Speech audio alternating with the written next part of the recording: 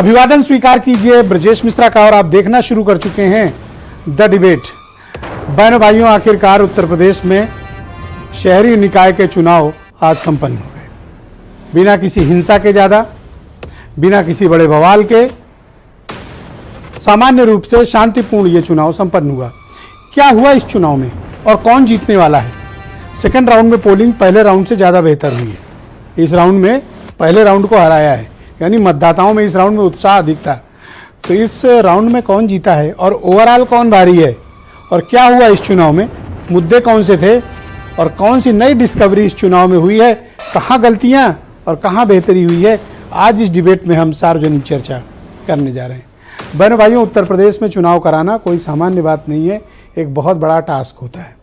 उत्तर प्रदेश में तकरीबन जब 5 करोड़ मतदाताओं ने वोट कास्ट किए, दोनों फेज मिलाकर एक बहुत बड़ा चुनाव संपन्न हो गया।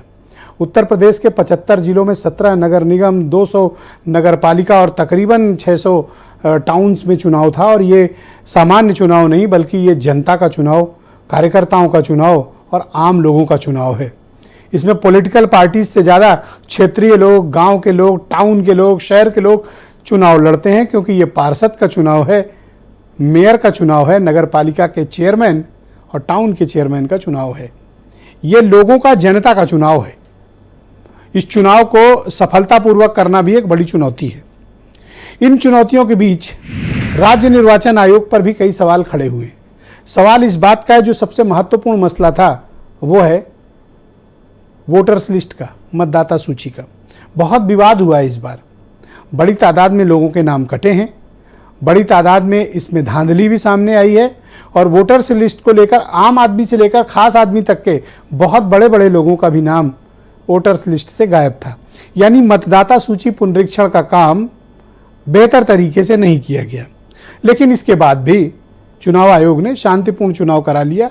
ये एक अचीवमेंट है यूपी में। अब 13 तारीख को इसके परिणाम आने हैं। अर्बन बॉडीज के चुनाव, मतलब उत्तर प्रदेश की राजनीति में क्या होने जा रहा है। और 2022 के बाद ये पहला डायरेक्ट इलेक्शन है। अभी तक असेंबली इलेक्शंस के बाद बाई इलेक्शंस हुए, लेकिन ये पहला आम चुनाव है जो शहरी क्षेत्र में, जो सीधे जनता से हो रहा है। तो एक तो इस चुनाव से जनता का मूड पता चलेगा कि साल 13 महीने में क्या बदला। क्या डिवीजन वोटों का वैसे ही है जैसे 2022 में था, या कुछ नए प्लेयर्स की एंट्री हुई है, कुछ नए इश्यूज की एंट्री हुई है। ये 13 तारीख को हमें बहनों भाइयों पता चल जाएगा। इस चुनाव में जो सबसे महत्वपूर्ण पहलू निकलकर सामने आए हैं, पहला माफिया, दूसरा मिट्टी में मिला दूंगा, तीसरा साफ सफाई, चौथा सीवर का मुद्दा, शहरों में व्यवस्था का मुद्दा, अतिक्रमण का मुद्दा। अच्छी बात यह है कि इस बार 70% मुद्दे जनता की जन समस्याओं से जुड़े रहे। ये इस बार के मुद्दों की बड़ी खासियत है। लेकिन इस बार एक और बात निकलकर सामने आई जो मुझे लगा कि जनता के बीच उसको डिस्कस करना चाहिए। बीजेपी ने पूरी ताकत लगाई। चीफ मिनिस्टर, दोनों डिप्टी चीफ मिनिस्टर, उनकी पार्टी के अध्यक्ष, इंपॉर्टेंट लीडर्स, इन सब ने प्रचार में पूरी ताकत झोंक दी, जगह जगह पहुंचने की कोशिश की और पहुंचे भी। अपोजिशन में समाजवादी पार्टी से अखिलेश यादव ने भी कोशिश की हर जगह पहुंचने की।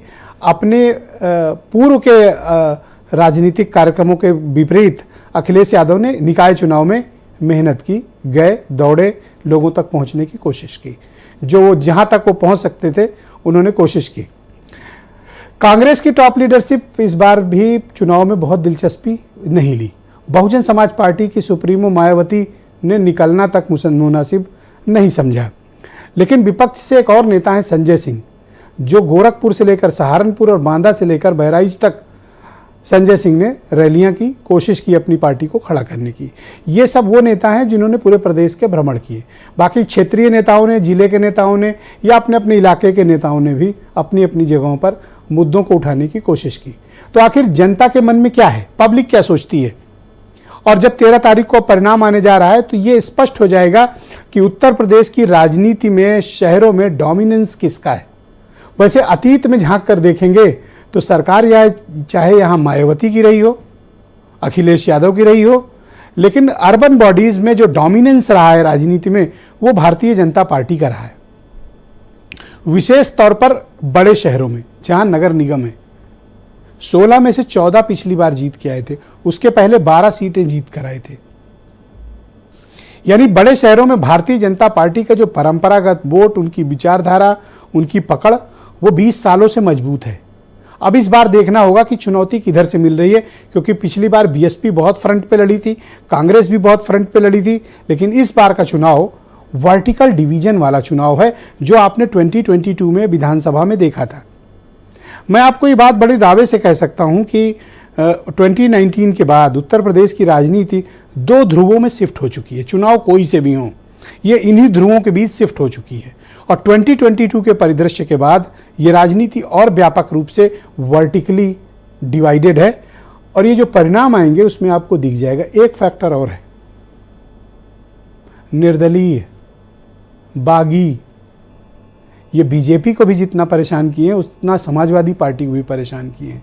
ये अपने अपने क्षेत्र के वो क्षत्रप हैं जो चुनावी बाजी पलटने के लिए जाने जाते हैं, और जिसको टिकट नहीं मिला वो बगावत करके चुनाव लड़ रहा है।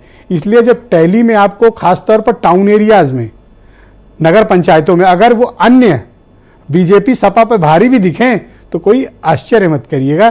कुछ स्टेटमेंट सुने आप, फिर आज की परिचर्चा को हम आगे बढ़ाएंगे। कहने की बात नहीं है, सबको पता है, और विपक्ष की बौखलाहट इस बात को प्रमाणित भी कर रही है।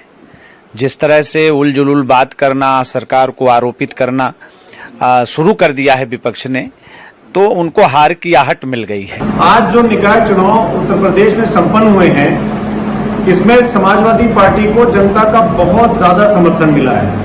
इस चुनाव में ऐसा लग रहा था कि भारतीय जनता पार्टी के खिलाफ समाजवादी पार्टी की तरफ से जनता चुनाव लड़ रही है। प्रदेश की जनता उन झूठे लोगों से ऊब चुकी है जिन्होंने स्मार्ट सिटी का वादा किया था, जिन्होंने शहरों में रोजगार बढ़ाने की बातें की थी, लेकिन काम तो कुछ नहीं किया। उत्तर प्रदेश में कांग्रेस के कार्यकर्ताओं ने पूरी मजबूती से निकाय चुनाव लड़े हैं, और परिणाम हमारे पक्ष में आएंगे। जनता हमें अपना आशीर्वाद देगी। इस तरह का जनता का रुझान भारतीय समाज पार्टी के प्रत्याशियों के साथ देखने को मिला। कार्यक्रम में जाने पर 4000, 5000, 3000, 2000 लोग अपने से आकर के नगर पंचायत में, नगर पालिका में जब लोग जुट रहे हैं, तो कहीं न कहीं एक रुझान है